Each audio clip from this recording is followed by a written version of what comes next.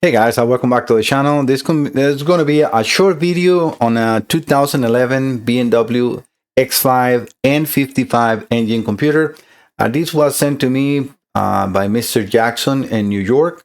He sent this computer with a valvetronic problem. I recorded a first part, which I'm going to put the link on the description of this video so you can go and watch what the problems were on his computer. So it was definitely a problem with the valvetronic, which is very common on these cars. They replaced already, or he replaced already, because I think this is one of his customers' car. They replaced eccentric shaft, valvetronic motor, and it's still no start, and that is because the DME is also damaged, and it was damaged.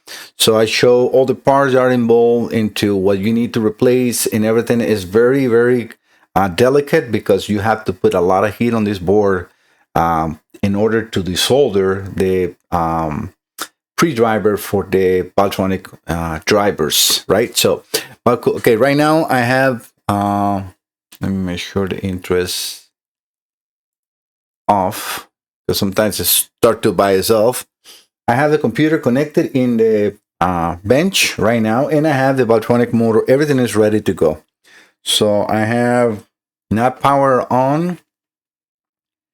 Let me make sure I also can put them diagnostic, which I have ready. I'm using the Autel Ultra for the diagnostics on this one. All right, so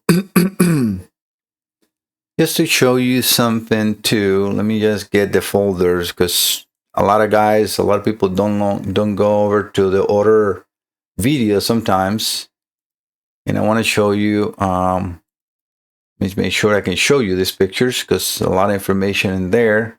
Yeah, I cannot show you that, but I can show you this one. So let me take this out. So this was his computer. These are the drivers for the valvetronic, and this is the pre-driver. So all that you see is still a lot of other components on the other side. We got all these that you see in here are big capacitors, and those are just connectors on the other side. I do also show in close capture that E71N55F. That is the pre-driver for the valvetronic, and they don't come one piece. You have to buy a minimum of 2,000. Otherwise, you have to go and buy from a third party, and they charge you an eye for that little component. But it is what it is, right? So we are always in the mercy of that. I also have in here the that last digits of the VIN number will be 408155. All right, so that's as much as I want to show you there. I'm going to keep this capture that you were just looking at so I can read the VIN number when we connect to the scanner. So I'm going to power this on. All right, right now the power for the scanner is on. We're going to wait for the BCI to connect, but in the meantime, I have a switch in here. You cannot see, but I'm going to turn the computer on, and we're going to see right here the valvetronic moving. If it's good, it should move and stop. When it's bad, it just keeps spinning, or it doesn't move at all. All right, so I move and a stop. That's a very, very good sign. All right, so let's right now wait for the scanner to connect. Okay, perfect. All right, so it just connected, and we are reading 408155. 408155. He can see now that this is his VIN number. I always try to show that to the customers, so there is no doubt that the computer is connected and everything is theirs, because this will be going back to him tomorrow, or well, we are Saturday, so probably Monday morning. All right, and the only other thing that I wanted to show is that we no longer has any phase faults for the valvetronic, or any faults as far as position sensors or voltage activation. I forgot the actual. Let me see if do I have pictures of that. I will have to revisit the video, but let me just, and I can do that. Let me just revisit the video and not be. All right, I got the capture, so let me move you over to the screen. So that is the video that you can see. It says 2011 X5, no star, valvetronic fault, DME, test before repairs. So the fault codes that he had were relay for ignition and injection system supply voltage, fuel injection circuit open, and that is actually the same relay that supplies the valvetronic. And then, which is fault code 2861, and then the 2DD6, which is the valvetronic servo motor position sensor circuit open. Should be another one for the actual phase, if I remember. Voltage open, and then valvetronic motor position sensor circuit open, and incorrect data read.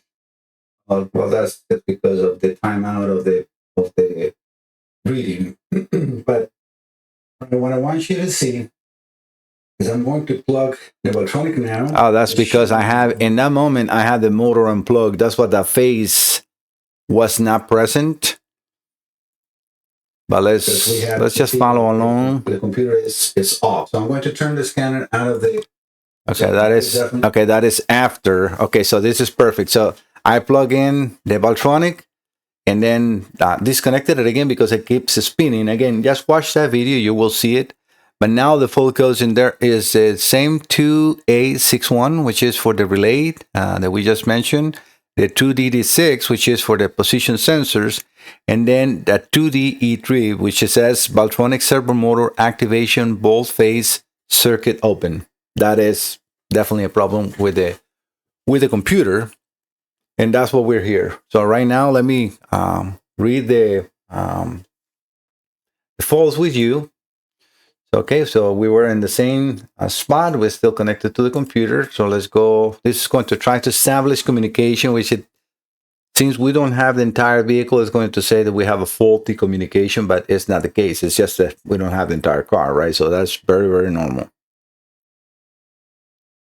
I hope that you like, guys, better the way that I did now, or I can do now, is I cut or trim that image of where the scanner is, so I can zoom more, so you guys can read on the computer or in the TV that better.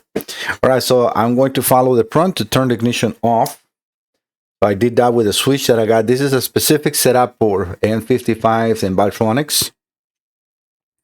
We're going to wait for 10 seconds. And then you're going to see, because as soon as I turn the ignition on, this is going to move again, pull back and forth, looking for the low limit and the upper limit. And we most likely we're going to get a lower limit not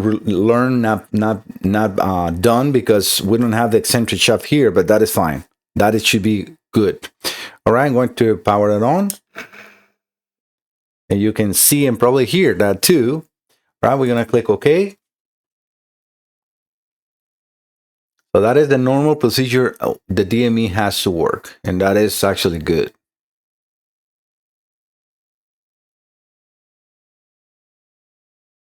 All right, as you can see, it says communication faulty. It doesn't matter. I know that was going to happen. We just need to enter into the DME and read the fault codes.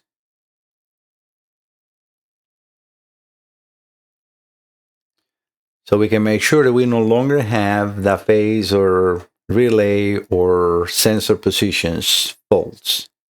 The other one that I said about the lower limit, as soon as he puts that in the car that connects the computer, that fault will disappear, or will go into history, not disappear, because it needs 40 cycles to be removed by itself. Otherwise, Mr. Jackson can remove it. This is very common on these computers, and the nice thing about this repair is this is the original computer. It's going to be a plug and play. So no longer needed to do any intake relearn. Well, actually, he might, because he replaced the eccentric shaft and the valvetronic motor. So I would recommend you to do a complete intake relearn. That's very important. And the valvetronic startup. All right, so we're going to go into DME, but I think he knows, because he's, as far as he told me, he's a BMW master technician. All right, let's go over to trouble codes. And let's just scroll down. Disregard the rest of the faults, because I don't care about those. As you can see, we had absolutely not one fault from the valvetronic.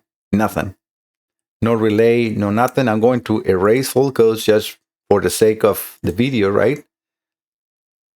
And we can see right now, as I do that, we have the valvetronic lower limit position not learned. it says something about the relay for the ignition and injection, so it might be something different. So maybe it's for the injection. Let me do the relearn again.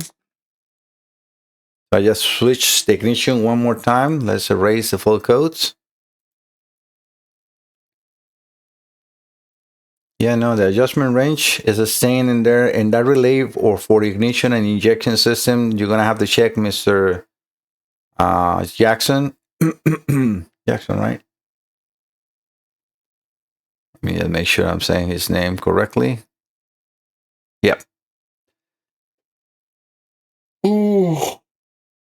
I'm a little tired, but we have no more problems on the valvetronic. So yeah, that is probably because it's not seeing the power. And this is most likely because of the setup that I've used for this. This is very, very unique for the valvetronic test. And I can actually go and find another videos that I did for another customer that had those faults. But as you can see, we got accelerator pedals and all door are pressing. Why? Because they're not connected. And we have, terminal 87, no voltage, in 1, 2, 3. So that is definitely, that is exactly what it is, guys. Yeah, I didn't put attention on this, but we have, look, terminal 87, 1, 2, and 3. So the computer is being commanded on, but it's not seeing the terminal 87 voltage, and that is coming from the relay in here. So that is no problem. You won't have any issues, Mr. Jackson. So yeah, guys. So again, this is just a short test that I want to show for a customer, and also for all of you that are watching the channel. If you have any DMEs, Mini Coopers, any computer for any vehicle in United States or even in the world. I actually have many customers. I have one computer coming from Qatar right now. It's for a 4 Lightning. He's sending me the instrument cluster, the computer, and the key or keys to do the full test on his setup because he cannot run the car. So I got people from Finland, from Australia, from Germany, from Italy, from Japan. I mean, just name it. The only place that and I love that place, is Switzerland. I have not get one computer from Switzerland yet. In some other countries, I've been putting, dots in a map that my wife gave me from all the computers that I'm getting from other countries.